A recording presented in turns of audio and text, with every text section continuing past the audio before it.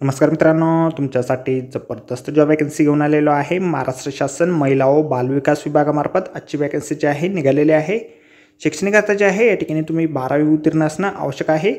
अर्ज करण्यासाठी तुम्हाला कुठल्याही प्रकारची फीस पेमेंट करायची नाही। वयमर्यादा 18 ते 40 पर्यंतची या ठिकाणी देण्यात आलेली आहे। अर्ज करण्याची शेवटची तारीख 22/5/2025 पर्यंत या ठिकाणी आहे। अधिक माहिती जी आहे या ठिकाणी कुठल्या पदांसाठी वॅकन्सी आहे, वयमर्यादा तुमची काय असणार आहे, अर्ज तुम्हाला कशा प्रकारे करायचे आहेत, त्याचबरोबर वेतन या ठिकाणी किती असणार आहे, या संदर्भातील सर्व काही सविस्तर जी माहिती आहे आपण आजच्या व्हिडिओमध्ये बघणार आहोत। तर व्हिडिओ शेवटपर्यंत नक्कीच बघा।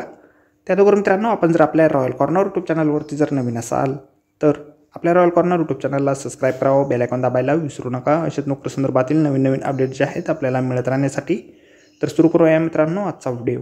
मित्रांनो, आपण आलेलो आहे महाराष्ट्र शासन महिला व बालविकास विभाग यांच्या मार्फत जो ऑफिशियल नोटिफिकेशन निघालेलं आहे वॅकन्सीच्या संदर्भामध्ये, त्यावर आपण आलेलो आहे। तर स्टेप बाय स्टेप सर्व माहिती आपण या ठिकाणी बघणार आहोत। तर या ठिकाणी सोलापूर जिल्ह्यातील अक्कलकोट या ठिकाणी अंगणवाडी मदतनीस या पदासाठी वॅकन्सी जी आहे निघालेली आहे। एक वॅकन्सी अक्कलकोटसाठी या ठिकाणी निघालेली आहे। 12वी उत्तीर्ण तुम्ही या ठिकाणी असाल तर या ठिकाणी तुम्हाला एकत्रित मानधन जे आहे 7,500 रुपये दरमहा या ठिकाणी दिलं जाणार आहे। अंगणवाडी मदतनीस मानधनी सेवा या ठिकाणी असणार आहे।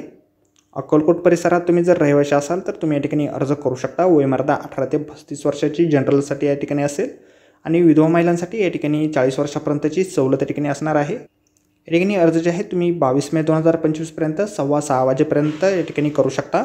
बालविकास प्रकल्प अधिकारी, नागरी जिल्हा सेवा पूर्व, 7 गुंजे निवास, Christian housing society, 170 railway line रास्ता 7 रस्ता सोलापूर या ठिकाणी तुम्हाला ॲप्लिकेशन फॉर्म जे आहेत सादर करायचे आहेत।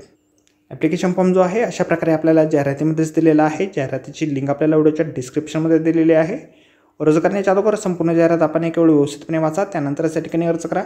अर्जासोबत आपल्याला काय काय डॉक्युमेंट जोडायचे आहेत त्या संदर्भातील लिस्ट आपल्याला जाहिरातीमध्येच दिलेली आहे। अशा प्रकारची डॉक्युमेंट जे आहेत आपल्याला अर्जासोबत जोडायचे आहे।